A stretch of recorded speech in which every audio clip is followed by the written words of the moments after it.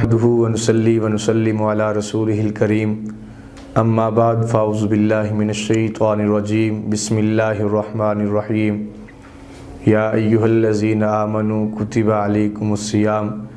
کما کتب علی الذین من قبلکم لعلکم تتقون قال النبی صلی اللہ علیہ وسلم الصوم لی وانا اجزی بہ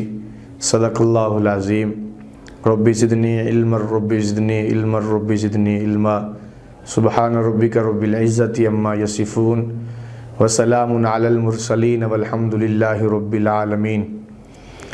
میرے واجب الاحترام، میرے عزیز دوستوں، بزرگوں، بھائیوں، کل ہم نے کل کے درس کے اندر یہ بات کی تھی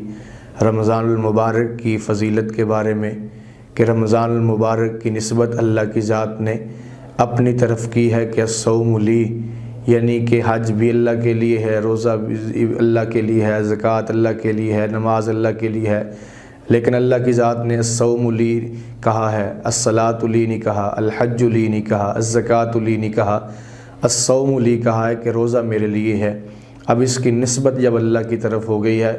تو اب جو ہے اس کی فضیلت بھی بڑھ گئی ہے، فضیلت اتنی بڑی کہ اللہ کی ذات نے اس کے نفلوں کو فرضوں کے برابر جو ہے وہ قرار دے دیا گیا ہے۔ تو میرے بھائیو، دوستو، بزرگوں، ایک معرفت ہوتی ہے، ایک محبت ہوتی ہے۔ اگر معرفت محبت پر غالب آ جائے، معرفت کہتے ہیں پہچان کو، اگر پہچان یعنی معرفت محبت پر غالب آ جائے تو پھر اتنا ہی ادب بڑھ جایا کرتا ہے، اگر معرفت نہ ہو تو پھر ادب نہیں ہوا کرتا۔ مثال کے طور پر باپ کی پہچان ہوگی تو باپ کا ادب ہوگا، ماں کی پہچان ہوگی تو ماں کا ادب ہے، چاچے کا تائے کا پہچان ہوگی تو ادب ہوگا، اگر ان کی پہچان نہیں ہے تو پھر ان کا ادب بھی نہیں ہوگا۔ اسی طرح اب یہ پہچان ہم نے کرنی ہے کہ الصوم لی، اس کی نسبت روزے کی اللہ کی طرف ہو گئی ہے۔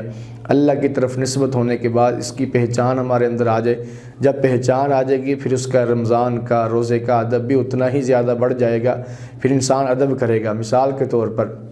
امام اعظم ابو حنیفہ رحمۃ اللہ علیہ، ان سے جو ہے کسی نے سوال کیا کہ حضرت آپ یہ بتائیں، حضرت اسود رحمۃ اللہ علیہ اور اسی طرح حضرت علقمہ رحمۃ اللہ علیہ، یہ تابعین ہیں، ان دونوں میں سے افضل کون ہے؟ فرمایا کہ امام اعظم ابو حنیفہ رحمہ اللہ سے جب یہ سوال کیا گیا کہ ان دونوں میں سے افضل کون ہے، اب ان کو پہچان تھی کہ یہ لوگ کون ہیں جن کے بارے میں سوال کیا جا رہا ہے، کہ یہ حضرت عبداللہ ابن مسعود رضی اللہ تعالی عنہ کے شاگرد تھے دونوں۔ تو امام اعظم ابو حنیفہ رحمۃ اللہ علیہ جانتے تھے کہ یہ صحابی کے شاگرد ہیں، تو امام اعظم ابو حنیفہ رحمۃ اللہ علیہ نے آگے سے فرمایا کہ تم مجھے کہتے ہو کہ ان دونوں میں سے افضل کون ہے، میں تو گناہگار اتنا ہوں کہ میں ان دونوں کا نام لیتے ہوئے بھی ڈرتا ہوں، یہ اتنی بلند ہستیاں ہیں اور میں کون ہوتا ہوں ان کے درمیان فیصلہ کرنے والا کہ ان میں افضل کون ہے۔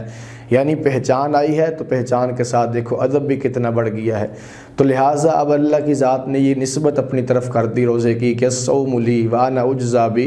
کہ روزہ میرے لیے ہے، یعنی نماز کے اوپر کہا کہ نماز پڑھو گے تو اتنی نمازوں کا ثواب ملے گا، یہ ملے گا، جنت ملے گی، اگر زکوٰۃ دو گے تو اس کے اوپر یہ ملے گا، حج کرو گے تو اس کے اوپر یہ ملے گا۔ لیکن روزے کی جزا کے بارے میں اللہ کی ذات نے کہا الصوم لی، کہ روزہ میرے لیے ہے، اس کی جزا میں خود رب العزت بن گیا ہوں۔ یعنی اس سے بڑی جزا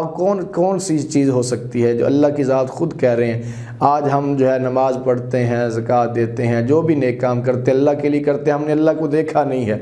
تو جو ہے اللہ کی ذات کو دیکھا نہیں، اللہ کے لیے سب کچھ کرتے ہیں، حج بھی کرتے ہیں، ساری چیز باتیں ہم اللہ کے لیے کرتے ہیں، اللہ کو دیکھا نہیں ہے، تو اللہ کی ذات کہتے ہیں ہم اس کے بدلے میں تمہیں جنت دیں گے۔ لیکن روزے کے بارے میں اللہ فرماتے ہیں کہ الصوم لی وانا اجزی بہ، کہ روزہ میرے لیے ہے، یعنی کہ روزہ میرے لیے ہے، اس کی جزا میں خود رب بن جاتا ہوں۔ جب جزا اللہ کہتے ہیں کہ میں بن گیا، جس کو رب مل گیا اسے جنت بھی مل گئی، دنیا کی نعمتیں بھی مل گئی، آخرت کی نعمتیں بھی مل گئی، دنیا کی عزتیں بھی اس کا مقدر بن جائیں گی، آخرت کی عزتیں بھی اس کا مقدر بن جائیں گی۔ تو لہٰذا دنیا کی تھوڑی سی یہ ہے مشقت کو دیکھ کر، تھوڑی سی جو ہے بیماری آ گئی، آدمی روزہ چھوڑ کے بیٹھ جاتا ہے۔ اس کو اس نسبت کی پہچان کرنی چاہیے کہ روزے کی نسبت اللہ اپنی طرف کر رہا ہے، اور نسبت اپنی طرف کر کے کہہ رہا ہے کہ جزا بھی روزے کی میں خود بن جاتا ہوں۔ تو دنیا کی تکلیف عارضی ہے، اس تکلیف کو برداشت کر لو، مشقت عارضی مشقت ہے، اس کے بعد نہ ختم ہونے والی زندگی آنے والی ہے۔ اگر تم نے دنیا کی یہ تھوڑی سی مشقت برداشت کر لی، اس کے بدلے میں اللہ کی ذات آپ کو آخرت کی جو ہے نہ ختم ہونے والی زندگی کے اندر نعمتیں آپ کا مقدر کر دیں گی، پھر یہ دنیا کی نعمتیں بھول جائیں گی،